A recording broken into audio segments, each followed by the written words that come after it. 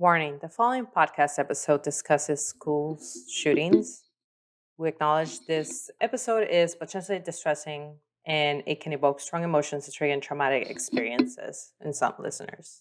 If you find yourself overwhelmed or distressed during this episode, we recommend pausing or discontinuing listening and seeking support from a mental health professional and trusted individual or a helpline.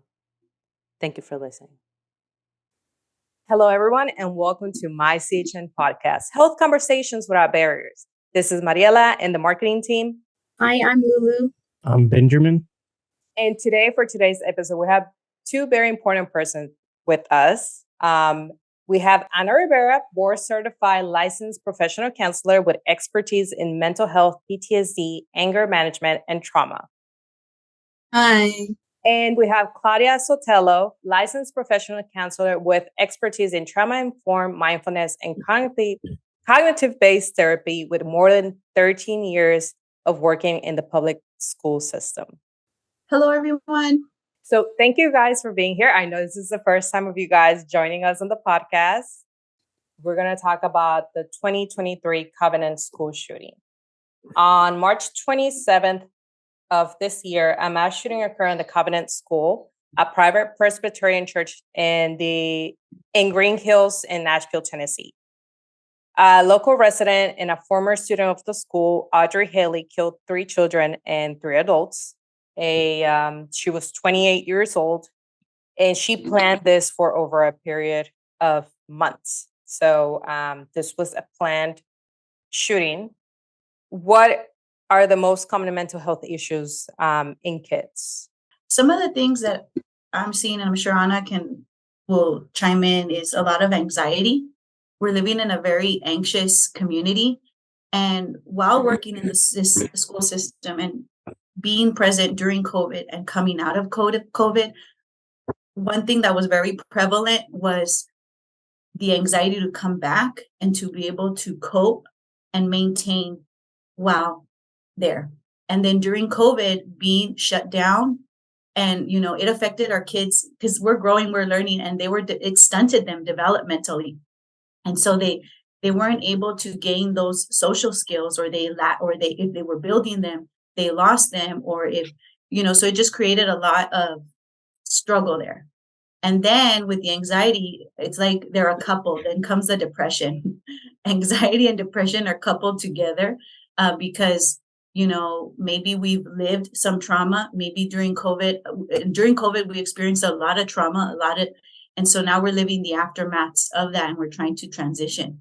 And now that I'm in the clinical setting, I am seeing a lot of children, but more so adolescents coming in saying that they don't want to be in school because they're anxious and they don't know how to manage being in that school setting, in that structured environment. So definitely seeing a lot of anxiety, a lot of depression, a lot of trauma, and then that mood regulation, right? Those mood disorders, or the oppositional defiant disorder. Those are some of the common things that I'm seeing with our children. And yeah, I completely agree with you, Claudia. We are having that rise for sure. And for the media to say she's diagnosed with emotional distress, that is such a broad term, right? Because if you really look at it, through the statistical manual, emotional distress kind of fits under all of them, right? So, but one of the things that we have noticed for sure, and you can go to the National Alliance of Mental Illness.org website, and you'll find out the most updated stats on that. And 50% of our kids starting from the age of 14 have been struggling with the mental illness already, and 75 of them by the age of 24. And then 1 out of 6 between the ages of 6 and 17 are dealing with some type of mental health disorder. And yes, anxiety, depression. The younger they are, the more they show it in a different way, as like behavioral things. They start acting out. Their grades fluctuate. They're being a little bit more disobedient, talking back to teachers. That's how it looks a little bit differently with the children. But Yes, to answer your question, Mariela, yeah, the main thing is these thoughts of I'm not good enough and I can't seem to push through and make others happy, and this fear of disappointment and abandonment that leads to these suicidal thoughts. And right now, suicide is the second leading cause of deaths between the ages of 10 and 14. And that's actually very, very, very scary. Is there any reason, other than, say, COVID, that the increase in depression and anxiety is happening? Because it just seems like there's more and more and more, and you're hearing more of it. And it's not just that, it's also just, even medical. Like you hear more people have allergies and all this stuff that wasn't diagnosed so long ago. Um, do you know Yeah, so perhaps why it's increasing so much or appears to be? right. So, I mean, there's not like a definite answer when it comes to mental health as far as like this equals that. But we do know that, genetics, hereditary, environmental factors, their relationships with their families, positive, negative, all of those things play into the mental health. So it's not always just like this equals this. But I do agree with you, Ben, that before COVID, these are still happening, right? I think that COVID just kind of really affected everyone socially. Now it's like a little more anxiety when you have to communicate with other people in public, but this was definitely an issue before COVID for sure. But I think it's just multiple factors, and also we've seen it's been more open with people coming out in the LGBTQ community. And I know that Haley was part of that community. And so we've been seeing that too, more of a rise of people coming out, and some don't always have positive family members to support them. And so that's also been a thing, being kind of socially rejected or not accepted. Yeah. I love that Anna mentioned that it's not just one thing. It's hard to pinpoint. And, the other thing is, I may not have, I wish I was conducting research as I was doing this and I was that good at having these stats. But what I can say is what I've seen in the line of work in the daily life of me functioning in the community as a former school counselor and now a therapist in the community. One thing that I do see is that our world, the world that we grew up in, is very different than the world that our kiddos are growing up in today. And I'm going to sound so old when I say this, but back in my day, we didn't have cell phones in class. And if we did, it was like a brick type Nokia that the most you could do is probably play Snake on it. And you I remember those Nokias. Yeah. You weren't connected. And so our kiddos are connected 24/7 to this other realm of social media, which is, yes, there are a lot of benefits. We can stay connected, but it can also dismantle what we're trying to do. And so what I have seen is that, back in the day, if you got bullied at school. And when you went home, you had some reprieve. You could disconnect, but they grew up with this thing and it's been normalized for them. And it's a great thing. Technology is amazing. But what I see is that nobody's teaching. There's some social skills that come with it too. Let's do appropriateness of time, and let's use it appropriately. And so one thing that we're seeing with our kids, and what I've seen too, is a lot of those suicidal outcries are online. So we're posting those on our social media. A person is putting it out there, but then also the people, the community, the kids that are seeing that, they're also being affected by that because that's my friend. And so now we're experiencing like a secondhand trauma from seeing somebody go through that. So there are so many factors. And then, the lack of ability to cope plays into, how we raise our kids too. Maybe we're trying to do the best that we can and we're living a stressful life. And so, now we're creating a community of a family, and the way we're living, these kids are absorbing, and it's becoming their norm. And then they get out into the community and they're functioning with that sense of quote unquote normacy, which is creating disruption within the community. And now they're having problems. So it's a lot. It's a lot that's going on in our world. And it's also things that are going in within their personal little communities that are impacting them. Yeah, I think that's a good point, actually. I know that social media in general has just been like a really big, like, pushing factor in determining how a lot of us feel as, like, not just like young adults, but like even kids. Like, even for me, it wasn't something like I didn't grow up with social media until like high school. So high school, honestly.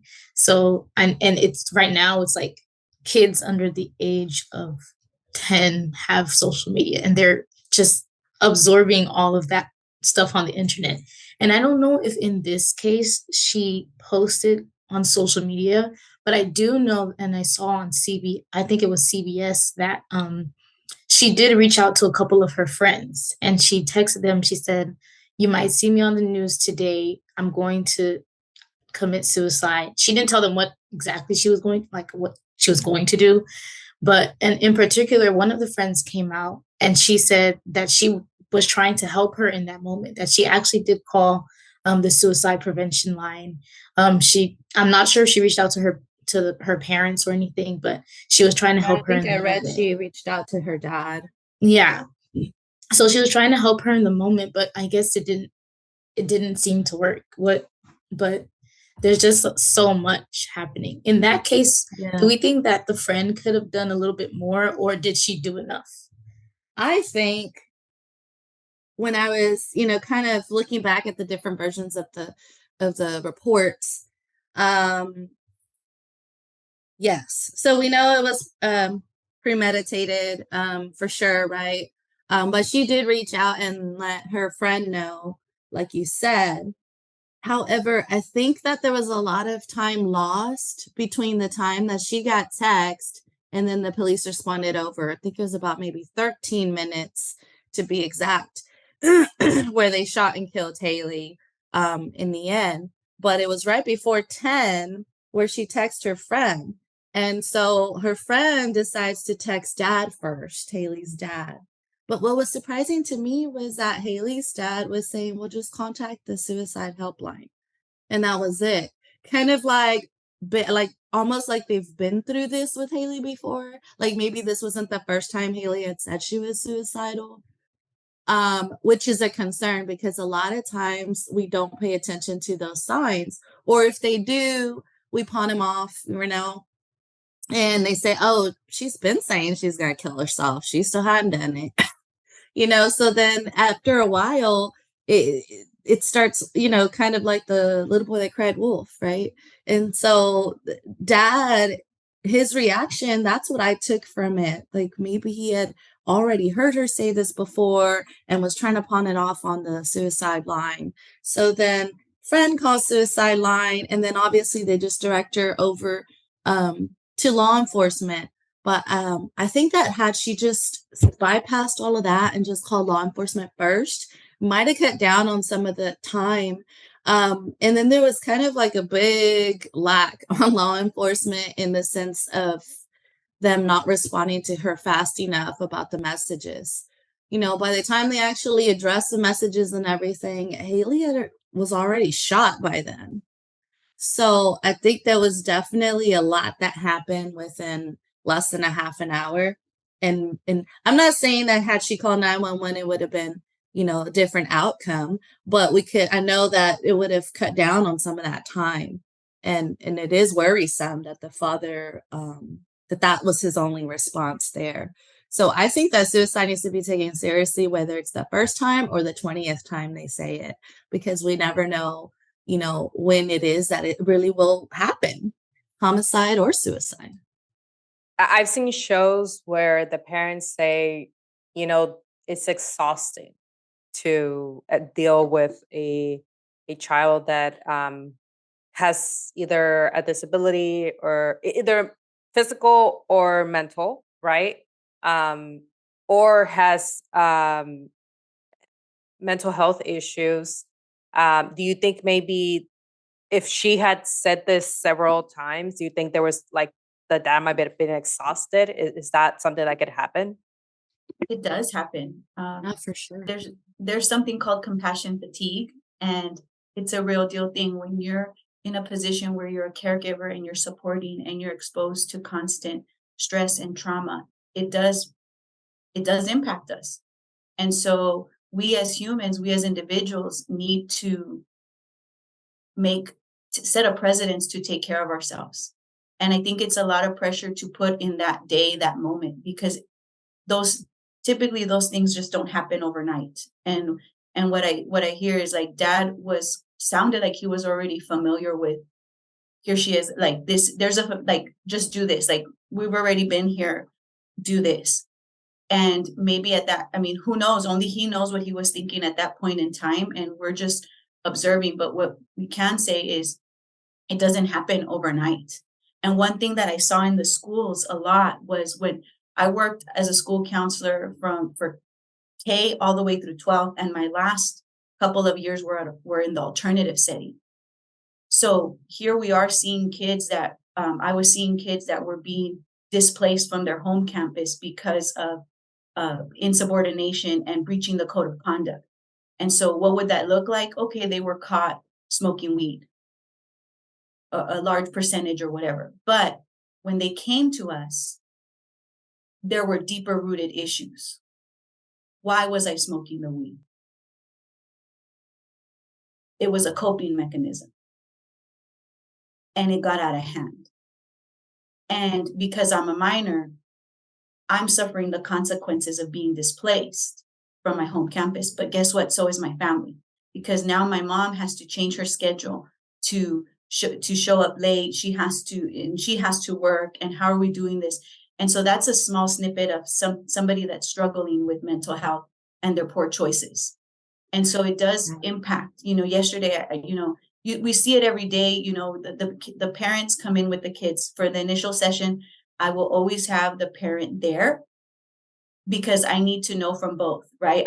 They're a minor, they don't stand alone. And I need them to know that, we're limited, right? Because you're a minor, I need to work with your parent. And also it's not just like, and the parents do come tired, like, go get in there, do your thing. And I don't blame them because they've been on this journey with them, and they too are people, and they too are having to deal with life.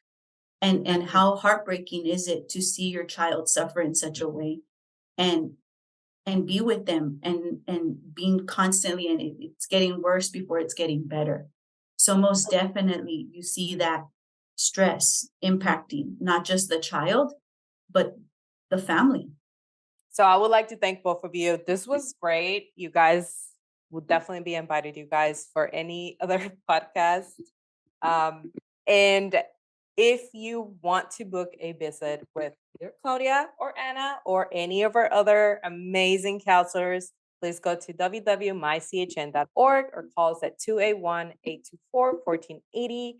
We accept anything from private insurance, Medicare, Medicaid, CHIP. And if you don't have insurance, hey, we work with everyone. We accept everyone. So don't forget to demonstrate your love by sharing this podcast with your friends, family, or giving us a review on Spotify and iTunes. Until next time.